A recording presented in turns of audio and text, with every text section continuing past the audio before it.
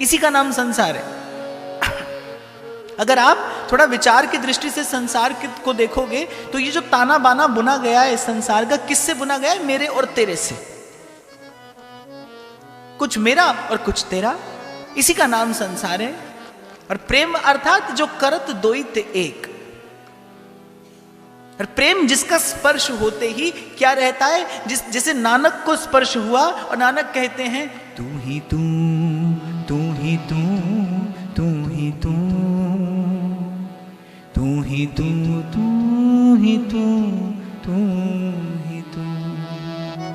और बस यहीं आकर जीवन को विश्राम मिला।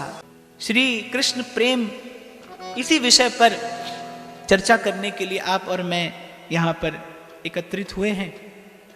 शब्द तो बड़ा सुंदर तो है, पर चर्चा के योग्य नहीं है। प्रेम की चर्चा कैसे संभव है? लेकिन ये प्रेम कहीं छिपा है। जैसे खुशबू है, लेने के लिए फूल के पास जाना पड़ता है या फूल को अपने पास लाना पड़ता है। दिखाई तो नहीं देती, लेकिन उसकी अनुभूति, उसकी उपस्थिति का बोध जरूर कराती है। फूल की खुशबू बताती है कि मैं हूं। आंख से दिखाई नहीं पड़ रही हो, लेकिन कहीं कहीं आपको अनुभव होती है और फिर घुलते घुलते आपके मन प्राणों में घुल जाती है।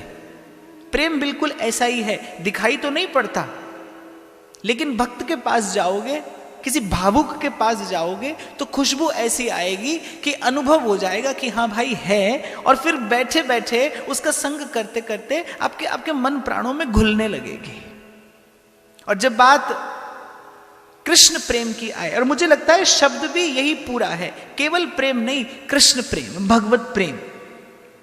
केवल प्रेम में तो धोखा हो जाता है, केवल प्रेम में तो भूल हो जाती है, केवल प्रेम में तो भाई प्रेम तो यहां पर भी होता है, आप लोग करते ही हो। मैंने शायद एक बार पहले भी कहीं कहा था कि एक बार मेरा किसी के यहाँ जाना हुआ दिल्ली में, तो वो व्यक्ति मुझे कहने लगे कि अब मैं आपको अपने घर के सबसे प्रिय सदस्य से मिलवाता हूँ। तो मैंने कहा मिलवाइए। और बोली ये इतना प्रिय है, मैं इससे इतना प्रेम करता हूँ कि इसके बिना मैं रह नहीं सकता, इसके बिना तो मुझे लगता है कि मेरे जीवन में कुछ भी नहीं। तो मैंने कहा देखो जरा साहब किससे मिलवाएंगे। तो थोड़ी देर के बाद वो गोद में उठाए लेकर आए उसको, समझ गए ना आप?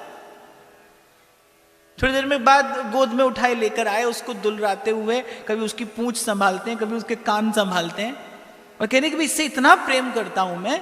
और वो व्यक्ति बड़ा गौरवान्वित है इसी बात में कि मैं इसी से प्रेम करता हूं। तो वो देखकर मुझे लगा कि केवल प्रेम नहीं, प्रेम से, हालांकि this is somehow the wrong definition of the word, the term love. प्रेम का अर्थ ही होता है, प्रेम का अर्थ ही होता है जो आपकी जीवनी शक्ति का ऊर्ध्वगमन करा दे। प्रेम का अर्थ ही होता है जो आपका मुख अनंत की ओर मोड़ दे। प्रेम का अर्थ ही होता है जिसका स्पर्श पाते ही जहां ही लहे कछु लैन की चाह नहीं में होए, जो आपको इच्छा से मुक्त कर दे।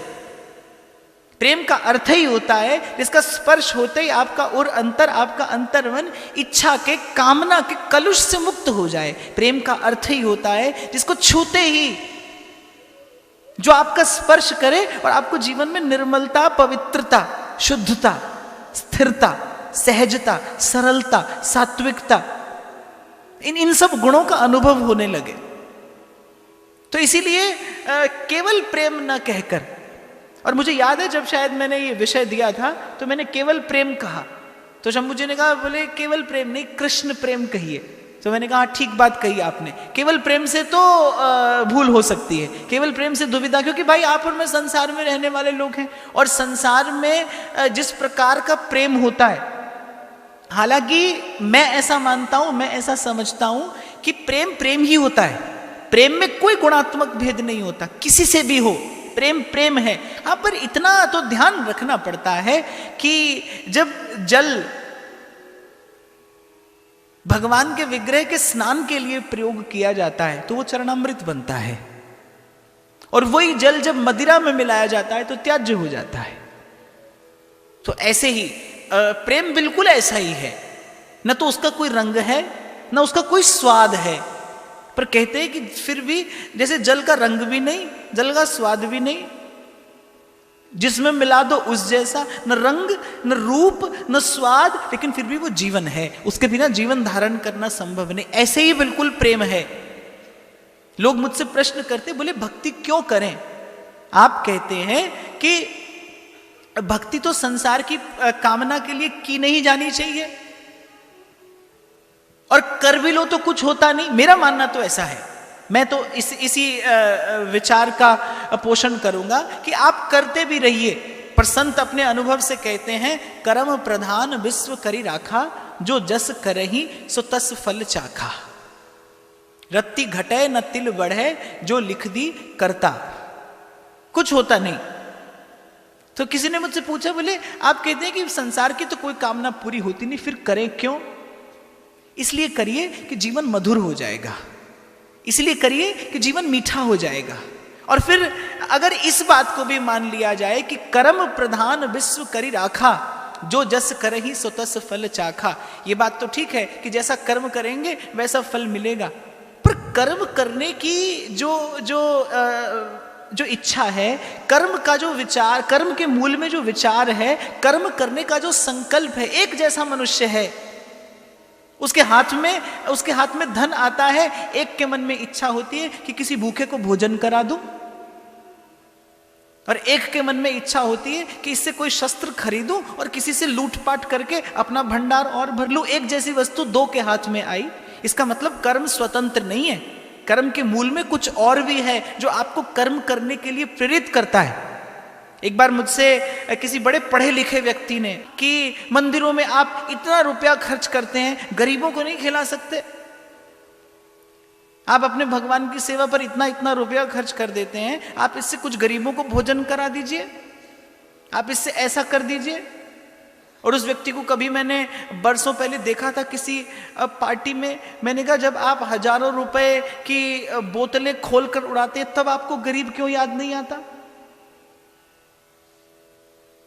तब आपको गरीब क्यों याद नहीं आता? और मैं आपको कारण बताता हूं कि जो प्रभु को निवेदन किया जाता है उसका परिणाम क्या होता है।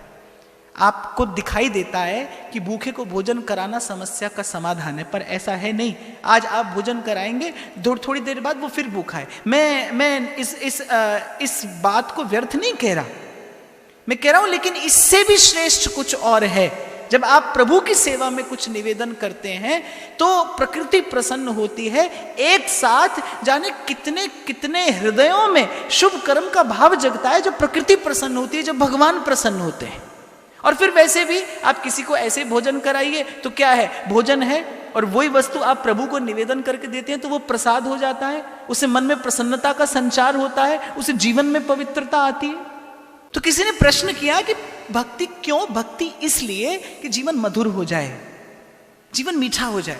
मैं नहीं कहता कि कुछ और आ जाएगा, आप जैसे हैं ऐसे ही रहेंगे, बिल्कुल, लेकिन हो ऐसा जाएगा जैसे घट में मुख तक जल भरा हो, उसमें नेक भी 2 बूंद भी जल और आने की कोई गुंजाइश ना हो, कोई संभावना ना हो, लेकिन उसमें आकर कोई थोड़ी सी मिश्री मिला दे तो वो क्या है, वो जल शरबत सा हो जाएगा, वो जल मीठा हो जाएगा। भक्ति बिल्कुल ऐसे है। ऐसे ही भक्ति आपके जीवन में घुल मिल जाए कि आपके द्वारा की जाने वाली प्रत्येक क्रिया, आपके द्वारा किया जाने वाला प्रत्येक कर्म साधन बनता जाए, उसमें सुवास आती चली जाए।